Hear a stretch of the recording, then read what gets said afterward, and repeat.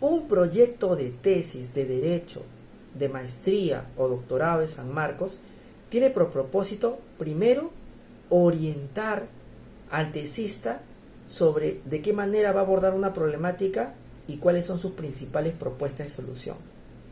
Pero también presentar en sociedad su investigación para permitir recabar los aportes de los profesores universitarios y sus compañeros de aula, además de la comunidad académica en general. Lo segundo importante es que el título de investigación debe ser diáfano, claro, directamente relacionado a una institución jurídica, alejado de ambigüedades y de adjetivos innecesarios. Para ello, tenemos que asegurarnos hacer un planteamiento del tema y del problema que permita conocer el contexto en el que se inserta la institución jurídica, sus principales elementos, variables y sobre todo patologías, para efectos de poder arribar a la formulación del problema que se va a componer de una pregunta general y de al menos 3 específicas.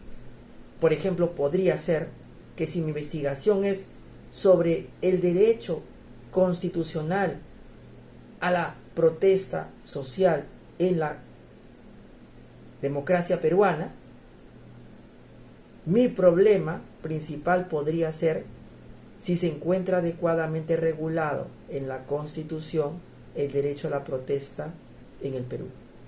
Mi problema secundario podría ser si el Código Penal no viene criminalizando el derecho a la protesta pacífica en la democracia peruana.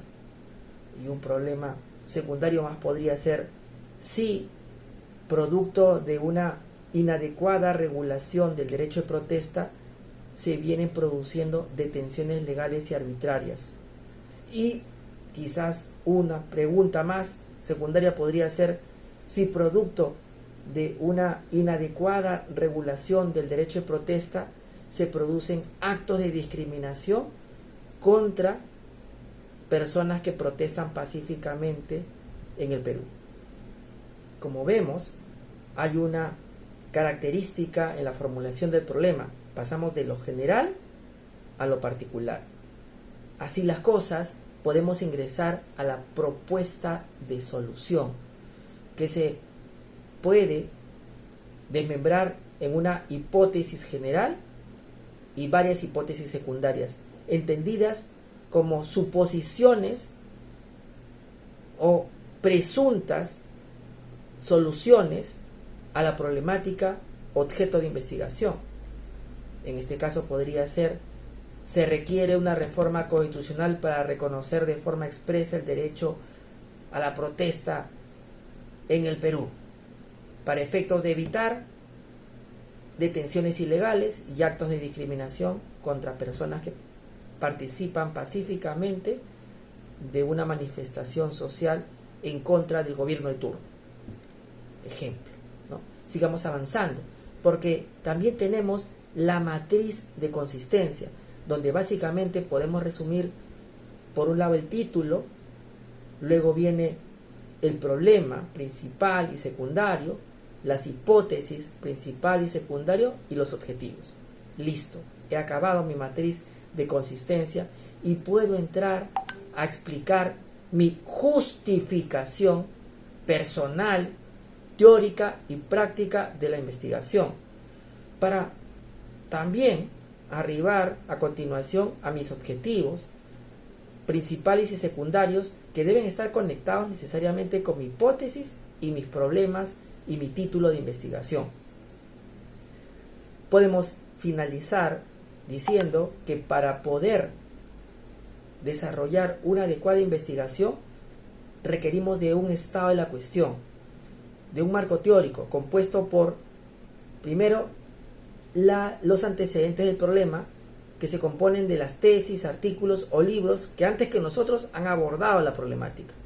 Producto de esa lectura vamos a poder arribar a un siguiente acápite, como son la identificación de las principales tendencias, por ejemplo, a favor, en contra y ecléctica. En el caso del trabajo que estaban planteando, hay una postura de desconocer el derecho a la protesta, porque no está consagrado expresamente en la Constitución, otra que lo entiende, que está expresamente, de alguna manera, regulado en la Constitución porque se desprende del derecho de la libertad de expresión y de reunión, y otros que mantienen una posición híbrida, que señalan que sería bueno que se regule en la Constitución, no obstante que implícitamente se puede desprender de otros dos derechos que ya hemos mencionado, que mejor es que se reforme la Constitución y se consagre para efectos de evitar detenciones ilegales, actos discriminatorios e incluso el fallecimiento de personas que protestan.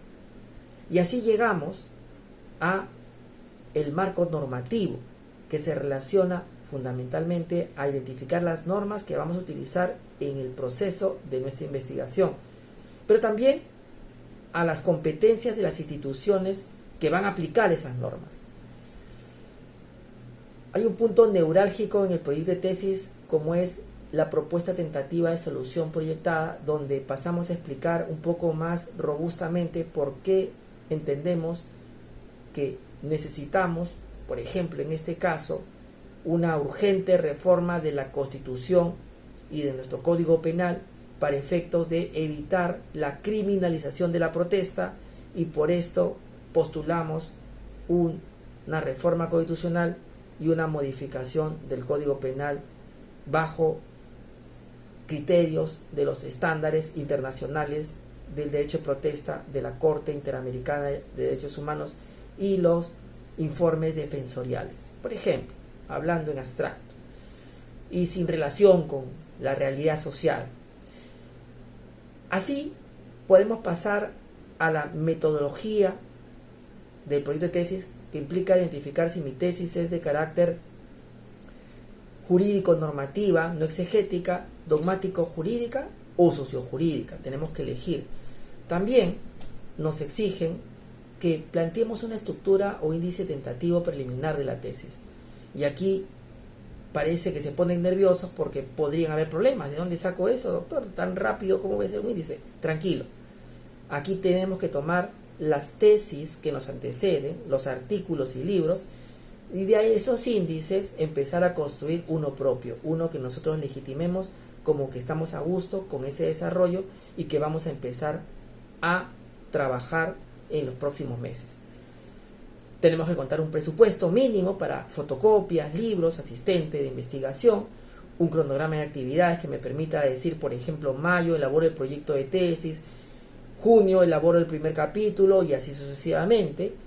Referencias bibliográficas fundamentalmente tenemos que citar, sea en APA 7, sea en Vancouver, sea en Chicago, pero tiene que citar, porque en la universidad está prohibido el plagio y hay reglas de antiplagio que permiten que de descubrir una infracción de este tipo se sancione con la descalificación del trabajo académico. Es, como ustedes saben, improcedente toda tesis que tenga carácter monográfico o descriptivo explicativo. Y, si ustedes gustan, pueden anexar a su tesis las solicitudes de acceso a información, una jurisprudencia relevante o una breve reseña de las normas que están aplicando. Eso es todo y suerte en el examen parcial.